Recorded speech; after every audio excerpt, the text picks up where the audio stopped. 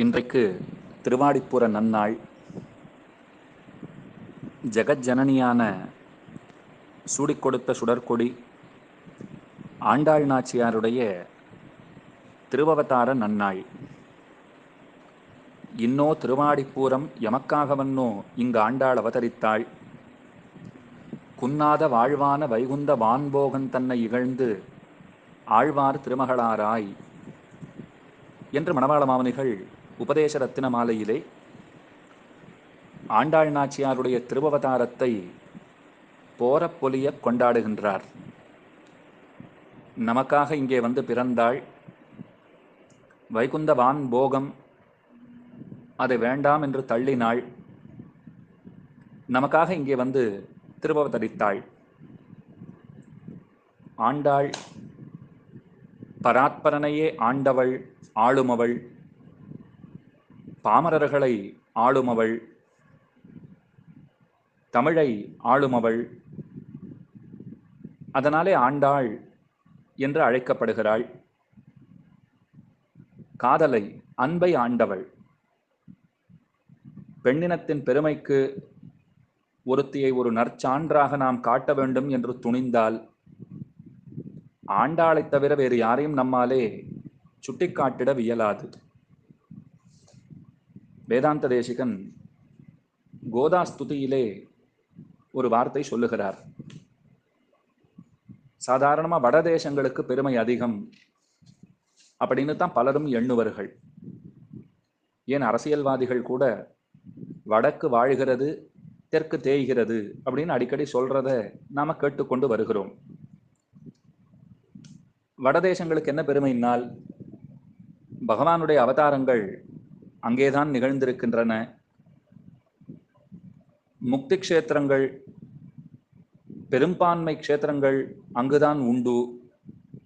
ஏதோ ஒன்றுதான் காஞ்சிபுரத்தில் இருக்கிறது.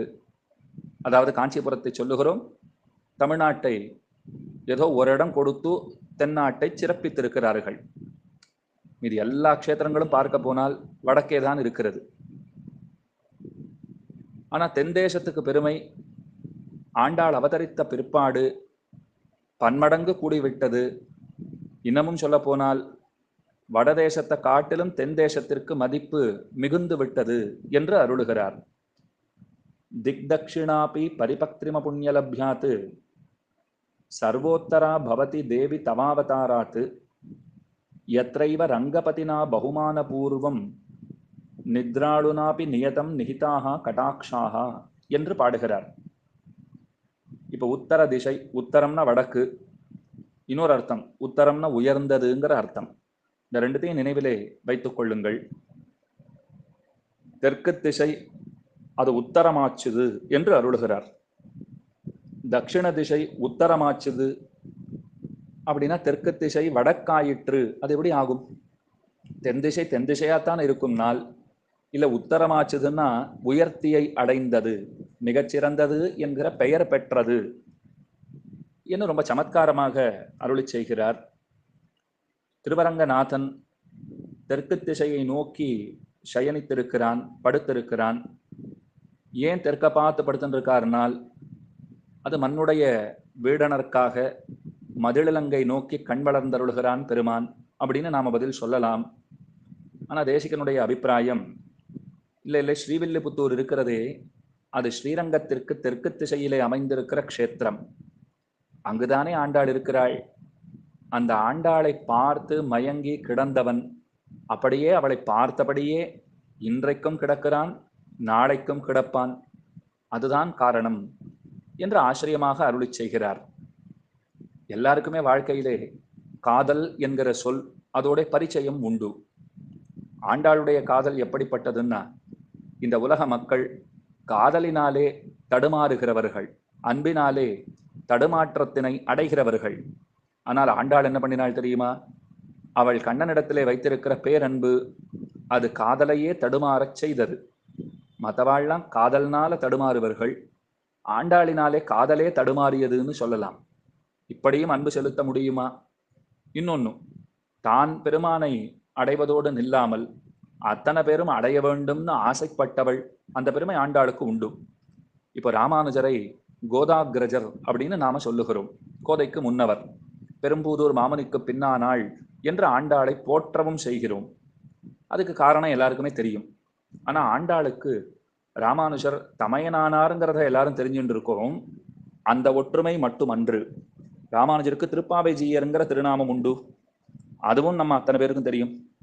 அதற்கு என்ன காரணம்னா, உந்துமத கலித்தன்கிற பாசுரம், அந்த பாசுரத்தினுடைய அனுபவம், அந்த ஐதிஹ்யம், இதெல்லாம் நாம எல்லாரும் நன்னாவே தெரிஞ்சுட்டு இருக்கோம். அதனாலே மட்டும் திருப்பாவை ஜீயர் அப்படின்னு ராமானுஜர் கொண்டாடப்படவில்லை. சரி, நித்தியபடி திருப்பாவையை அனுசந்தானம் பண்ணுவர், விடாமல் சொல்லுவர். அதனால மட்டும் திருப்பாவை ஜீயர் அன்று. முக்கியமா நாம தெரிந்து கொள்ள வேண்டியது, திருப்பாவை எந்தெந்த அர்த்தங்களை விளக்குகின்றதோ அந்த அர்த்தங்களையே தன்னுடைய வாழ்க்கையினுடைய அடித்தளமாக கொண்டு நடந்தவர் ராமானுஜர். முக்கியமா பாருங்க, ராமானுஜருக்கு எதை நாம பெருமையாக சொல்லுகிறோம்? அவர் வாழ்க்கையில 2 சம்பவங்கள். பாருலகில் ஆசையுடையோர்க்கெல்லாம் ஆரியர்கள் கூறுமென்னு பேசி வரம்பறுத்த பெருமை, இது அவர் தான் பண்ணியிருக்கார். திருக்கோட்டியூரிலே அரும்பாடுபட்டு திருக்கோட்டியூர் நம்பிகளிடத்திலே பெற்ற சதர்த்தங்களை எல்லாம் அங்க ஆசைப்பட்டவாளெல்லாம் திரட்டி அவளுக்கெல்லாம் உபதேசம் பண்ணியிருக்கார். சொல்றோமா இல்லையா? கோபுரத்து மேலே ஏறி சொன்னார்னு கூட சொல்றவா உண்டு. அது எவ்வளவு தூரத்துக்கு உண்மை அப்படின்னால் அதுக்கு பல காரணங்களை சொல்றா. அப்படி நடந்திருக்க வாய்ப்பில்லை. ஏன்னா மந்திரம் யத்னேன கோபயேத்து, மந்திரத்தை ரொம்ப கஷ்டப்பட்டு நாம பாதுகாக்க வேண்டும், ரகசியமாக கொள்ள வேண்டும். ஆனா பிரபன்னாமிர்தத்திலே அவர் கோபுரத்து மேலே ஏறி சொன்னார்னு இருக்கு. அந்த விசாரத்துக்குள்ளே தற்சமயம் நாம் செல்ல வேண்டாம். ஆசைப்பட்டவாளுக்கெல்லாம் நிச்சயமா சொல்லியிருக்கார். அதை மணவாள மாமனிகள் ரொம்ப ஆச்சரியமா உபதேச ரத்ன மாலையிலே காட்டி கொடுக்கிறார் இல்லையா? அதே போல திருநாராயணபுரத்திலே வருடத்திலே 3 நாள்கள் தாழ்த்தப்பட்ட சமூகத்தினர் அவர்களும் சென்று பெருமானை வணங்குவதற்கு ஆகம விதிகளுக்கு உட்பட்டு வழிவகைகளை ராமானுஜர் செய்திருக்கிறார். இது அவருக்கு ஒரு பெரிய பெருமை. சமூக நீதியை நிலைநாட்டினார் அப்படின்னு கூட உலகமெல்லாம் அவரை கொண்டாடுறது இல்லையோ? இதுக்கெல்லாம் ராமானுஜருக்கு முன்னோடி யார்? இந்த ஆசையை ராமானுஜருக்குள்ளே விதைத்தது யார்னால் திருப்பாவை தந்த ஞானம்னே சொல்லலாம். ஏன்னா போதுவீர் போதுமினோன்னு முதல் பாட்டிலேயே ஆண்டாள் சொல்லவில்லையா? மார்கழி திங்கள் மதி நிறைந்த நன்னாளால் நீராட போதுவீர் போதுமினோ என்று அவள் பாடியிருக்கிறாள். ஆசை இருக்கிறவாள்லாம் வாங்கோ அப்படின்னு சொல்லியிருக்காளே. அப்ப இச்சையே பிரதானம். அதை ராமானுஜர் கை கொண்டார். கூடுமனமுடையீர்கள் வரம்பொழி வந்தொல்லை கூடுமினோன்னு பெரியாழ்வார் பாடினார். அவரே நல்ல நடை உடையவர். மென்னடை அன்னம் பறந்து விளையாடுங்கிற பாசுரத்திலே மென்னடை அன்னம் பெரியாழ்வார்னு சொல்றோம் இல்லையோ? நடை என்னன்னா சதாச்சாரம், நன்னடத்தை, நல்ல ஆச்சாரத்தை உடையவர், நற்குணங்களோட கூடினவர். எது நற்குணம்னா, ஆசைப்பட்டவாள்லாம் வாங்கோ சேர்ந்துக்கோங்கோ ஒன்றும் தப்பில்லேன்னு கூப்பிடுறது தானே மேலான நற்குணம். அதில் சிறந்தவர் பெரியாழ்வார். அதை பெரியாழ்வாரிடம் இருந்து நன்கு கற்று தேர்ந்தவள் ஆண்டாள். ஆண்டாளையே வழிகாட்டியாக கொண்டு அவளுடைய திருப்பாவையே தன்னுடைய உயிர் மூச்சாக கொண்டு திகழ்ந்த பெருமை ராமானுஜ முனிவருக்கு உண்டு. அதனால தான் ராமானுஜர் அனைத்துலகம் வாழ பிறந்த எதிராசமா முனிவர்னு கொண்டாடப்படுகிறார்.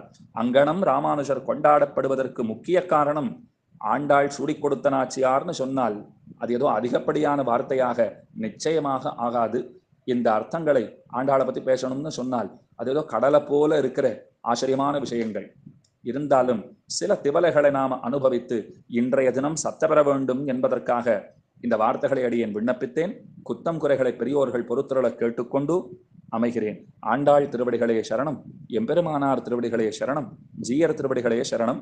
முக்கியமா இன்னொன்னு, திருமலை அனந்தாழ்வானுடைய தீர்த்தோற்சவம், தீர்த்த தினம் இன்றுதானே. இன்னைக்குதான் அவர் பரமபதித்த நன்னாள். ஆண்டாளிடத்திலே அவர் அளப்பரிய அன்பு கொண்டிருந்தார், பக்தியை செய்தார். கோதா சதுஸ்லோகின்னு பாடியிருக்கார்.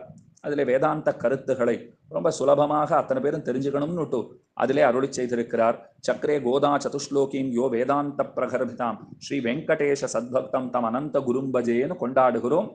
பல அர்த்த விசேஷங்களை அந்த கிரந்தத்தின் வாயிலாக நமக்கு அவர் உணர்த்துகின்றார். ஸ்ரீவில்லிபுத்தூரிலே திருமுக்குளத்திலே நீராட்டம் கண்டருளும் போது சிஷ்யர்களோட போயிருக்கார் ஆண்டாளை சேவிக்கணும்னுட்டு. திருமலை அனந்தாழ்வான் அங்க இருக்கிற திருமுக்குளத்திலே குளித்து கொண்டிருந்தார். அந்த சமயத்திலே கீழே குனிந்து முக்கி எதையோ தேடின்னு இருந்தார்.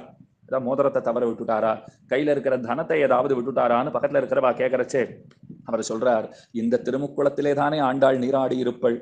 நான் மஞ்சளை தேய்ச்சி குளிச்சுட்டு இருப்பாளே, அவள் தேய்த்து குளித்த மஞ்சள் கிழங்கு துண்டு ஏதேனும் பிரசாதமாக கிடைக்க பெறுவேனோ, அதைத்தான் தேடின்னு இருக்கேன்னு சொன்னாராம். எத்தனை அன்பு ஆண்டாளிடத்திலே இருந்திருக்க வேண்டும். அந்த பெரியவர் அவர் பரமபதித்த தினம் தன்னுடைய சோதிக்கு புகுந்த தினம்னு சொல்ல வேண்டும். ஏன்னா சாட்சாத்து சேஷாவதாரராக குலாவப்படுகிறவர். இன்னைக்கு திருவேங்கடமுடையான் ரொம்ப விசேஷமா சாயங்காலம் மேலே இருக்கக்கூடிய தோட்டத்திற்கு, அனந்தாழ்வான் தோட்டம், ராமானுஷர் பெயராலே அவர் சமைத்திருக்கிற நந்தவனம், அந்த இடத்திற்கு எழுந்தருளி மகிழமரமாக இன்றைக்கும் காட்சி தருகின்ற திருமலை அனந்தாழ்வானுக்கு விசேஷமான மரியாதைகள் செய்கிற தினம். ஆண்டாளையும் நினைத்துக் கொள்ளுவோம், அனந்தாழ்வானையும் போற்றிடுவோம். திருமலை அனந்தாழ்வானை போல கைங்கரியம் பண்ணணும். அப்படி கைங்கரியம் பண்ணினாத்தான் ஆண்டாளுக்கு உகப்பா இருக்கும். ஏன்னா அவ ஆசைப்படுறது அதானே. மத்தனம் காமங்கள் மாத்துன்னு பாடியிருக்காளோ இல்லையோ, அதையே நாம் அனைவரும் லபிக்க பெற்றவர்களாக ஆக வேண்டும். கைங்கரியம் கிடைச்சிருக்கு, நமக்கு எல்லாம் நிச்சயமா கிடைச்சிருக்கு. அதை செய்வதிலே ஒரு சக்தி உடையவர்களாக, ஆர்வம் இருக்கிறவர்களாக, மேன்மேலும் அந்த கைங்கரியம் நமக்கு கிடைச்சுட்டே இருக்கணும். நித்தியம் நிரபராதேஷு கைங்கரியேஷு நியுங்ஸ்வமாம்னு வேதாந்தாச்சாரியர் சாதிக்கிறார். அந்த மாதிரி கைங்கரியம் பண்ணுகிறவர்களாக நாம் ஆக வேண்டும். அதற்கு சூடிக் கொடுத்த சுடற்கொடி அருளை நமக்கு நிச்சயமாக பொழிய வேணும்னு பிரார்த்தித்துக் கொண்டு அமைகிறேன்.